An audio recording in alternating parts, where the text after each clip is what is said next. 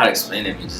I just make music, so I guess I just like getting in that like bedroom pop label is more like it's a little bit weird. It's like, and bedroom pop could be anything though. It could be like rap music, it could be like indie, it could be metal music, jazz. Like I think it's just kind of derivative of like pop, just goes with popular music, you know. So I don't know. I mean, I think it's a weird label because it's just kind of like a specific sound people think about, but I think there's more of an an expansion of genres that can be considered like, you know, bedroom music. So it's for sure a little weird, I guess, because it's just a little box. I guess like bedroom pop artists aren't like really like trying to be in the box, but then it's just like, oh, here, like this is where you belong. So I don't know. It's for sure weird, like I guess thing to like classify bedroom pop or any type of music in general. For me, I think all music that has a unique sound is just very out of the box. I promise I don't want nobody else to be. I don't know. I feel like I didn't think about it too much. It's kind of like I made the music, and then I mean Spanish is the language I speak at home, so it's not like I was like, oh, I'm planning it out because this is gonna be popping. It's just kind of like, oh, cool. Like I had an idea and it's in Spanish, so yeah, it's I don't know. I feel like it's just not like super planned out. I just kind of do it. Baby, don't cry when. For sure, when I was in high school, I took a lot of psychedelics.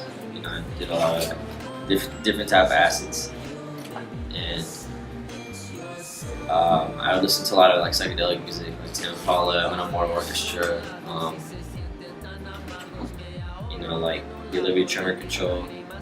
Then I was listening to like a lot of trap music, like a lot of hip hop music at the time. Like trap wasn't like really like a big thing as it is now, but it was like rap music that was like starting to pop up. Like Schoolboy Q, A$AP Rocky, Tyler at the time was like also popping up, and like so yeah, it was like I said, it's just a different array of stuff. A lot of metal music as well. I just like I have like a lot of favorite metal bands, and like so it's really dope to like that's actually the main reason I started producing some metal music. I was super into like prog metal. Like it was because of like Polyphia and Chan that like I started to try to be like, oh, I'm gonna make some really complicated like prog music, and like heavy breakdowns were like a thing I like too. And that's why I like Suicide Silence, like by Chapel. So yeah, it's definitely all over the place. It's actually crazy because I'm on Polyphia's new album too, so that's like took a trip because I'm like, damn, like this is like one of my favorite like artists now. I'm on their album. So yeah, I started producing because it's between psychedelic music, hip hop, and metal music. Mostly the metal music, so maybe start off. This is for you, baby. Listen, it's your. Yeah. Growing up, I listened to a lot of like boleros, a lot of bossa nova because my dad always put me on to like bossa nova. A lot of French music and Italian, like a lot of opera because my dad was super into that. For sure, a lot of like Mexican, Spanish oldies. Like 80s type of like 80s type of music. That was always like a part of my life. But for sure, boleros and like mariachi music were always like influential, and those type of chords and melodies always like stuck with me. And obviously, like growing up, listening to like a lot of rap music as well. Like I like found ways to like mend different styles and just kind of like. I heard music in my head, like I was finally after years of like just kind of like thinking about it, I was able to put it into an actual song.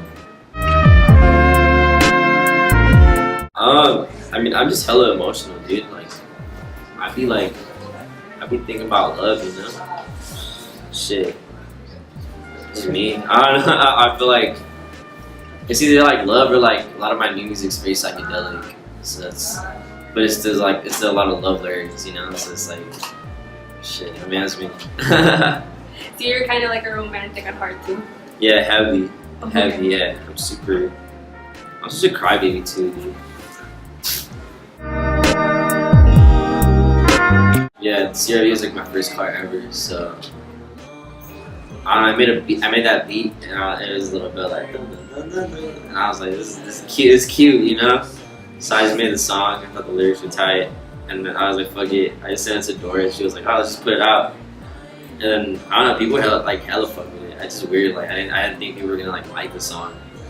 I don't think people are gonna like any of the music in general. So it always trips me out when people like actually like what I put out. And then like they like CRV, so I was like, alright, tight. Very important. If it wasn't for like Twitter or any type of social media, I for sure wouldn't be where I'm at right now, like, at all. And I think a lot of the older generation definitely doesn't understand it, which is why they try to like finesse and like sign people as artists into like really shitty deals, but it's just like that doesn't really work anymore. You have the internet, you have these different resources that are going to take you probably further than even like the label can. And until you have leverage to finally get the label to give you a good deal, then like the internet's your best friend, you know. I think so. It's definitely a blessing in disguise, you know, because like the internet's good for a lot of things, but I think for music especially, it's been like one of the craziest things I've ever seen like happen. Because like just back then it was just like, oh cool, like a new artist popped up. Now they're just big on the charts, you know. But now it's like, oh cool, like I peeped the SoundCloud, and then 2 or 3 months later they're like hitting like top 50, top 10 on like the Billboard charts. So I think that's like really dope for this internet. Yeah, I've been listening like to Retrospect like crazy. Like he's one of my homies from back home, LA. Which he's from like Oxnard, I think, Ventura. It's the same thing, kind of. It's just as far. But yeah, he's making like really dope music, and I don't know what I've been listening to recently. I feel like, but other than that, I mean, just a bunch of stuff. I haven't really tried to like dive into new music. It's like if I find something, I find it. If not, I'm just like listening to like different music all like throughout the day, and just trying to find like I do and don't try to find music. It's like if I find like new music, then I find it and I'm open to it. So that's mostly what I've been on. But like I guess like if it comes to like new artists that I've been kind of hooked on, it's for sure Retrospect. For sure, I think Jasper Bones and like, you know, Victor, Omar Apollo, these are like little homies that like, not like little homies. Like, I don't know. I like saying little sometimes. Like they're not little homies. They're just homies. But yeah, those are like some homies that like I think people should like start listening to. I think it's tight to like have more Mexican American artists start popping up. Yeah, I don't know. I feel like there's a lot of music out there. I can't tell you like what you should and shouldn't listen to. I feel like YouTube's your best friend with music too. Like YouTube, like you find some gnarly stuff on like that you can't find like Spotify or iTunes. Like really old, like archived music.